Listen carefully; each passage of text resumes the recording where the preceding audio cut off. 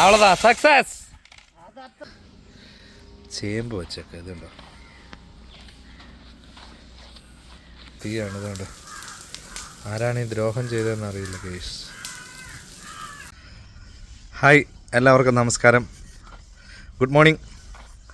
രാവിലെ എന്താ പരിപാടി എന്ന് പറഞ്ഞു കഴിഞ്ഞാൽ, ഇപ്പം നമ്മുടെ നാട്ടിലെ അവസ്ഥ അറിയാമല്ലോ, ഗ്യാസില്ല, ഹോട്ടലുകളൊക്കെ ഒരുപാട് അടച്ചുകൊണ്ടിരിക്കുന്നു. അപ്പോൾ ഈ സമയത്തൊക്കെ നമ്മളെന്താ ചെയ്യുക എന്ന് പറഞ്ഞു കഴിഞ്ഞാൽ, ഗ്യാസില്ല എന്നും പറഞ്ഞ് നമ്മൾ തോറ്റു കൊടുക്കാൻ പാടില്ല ഒരിക്കലും, നമുക്ക് ജീവിക്കണ്ടേ.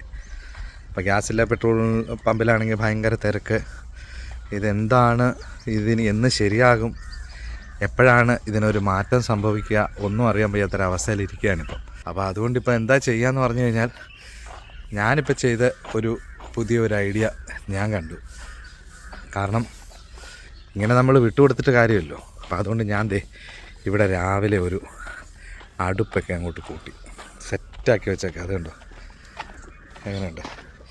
ഇതിപ്പോൾ നമുക്കിവിടെ മൃഗങ്ങളും കാര്യങ്ങളൊക്കെ ഉള്ളതുകൊണ്ട് ഇത് നമ്മുടെ നായ്ക്കുള്ള ആഹാരമാണിത്. അത് വേകുന്നു. ഇനിയിപ്പോൾ നമുക്കുള്ള ആഹാരം നമ്മൾ ഈ അടുപ്പിനകത്ത് ഉണ്ടാക്കും.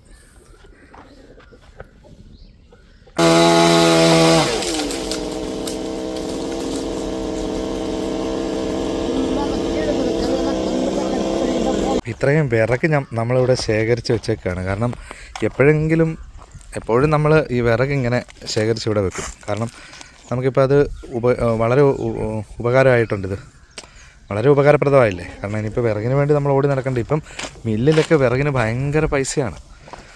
കാരണം എല്ലാ സാധനങ്ങൾക്കും വില കൂട്ടി. അപ്പോൾ എന്തായാലും നമുക്ക് ജീവിച്ചേ പറ്റുള്ളൂ.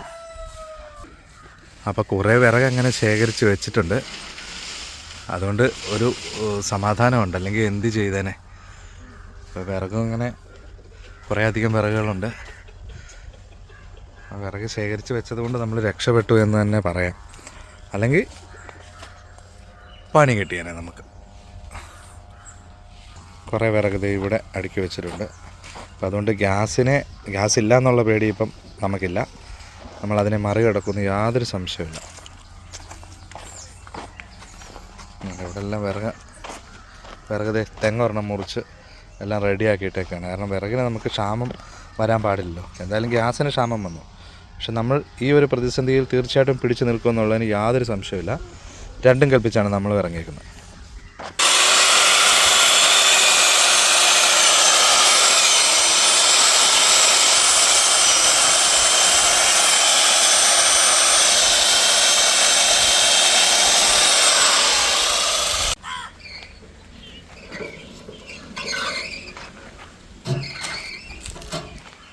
വാള്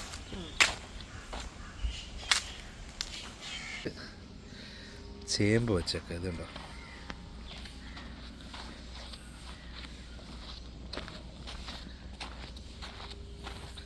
ചേമ്പ് വെക്കട്ടെ. ഗ്യാസില്ലാന്ന് പറഞ്ഞാൽ നമുക്ക് തോറ്റു കൊടുക്കാൻ പറ്റുമോ. ചേമ്പാകട്ടെ.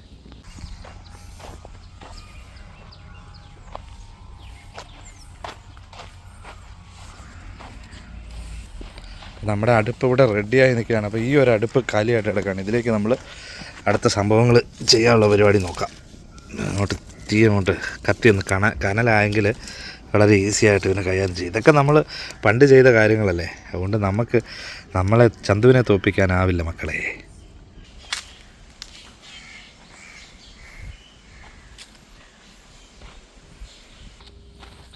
ചേമ്പ് വെക്കട്ടെ.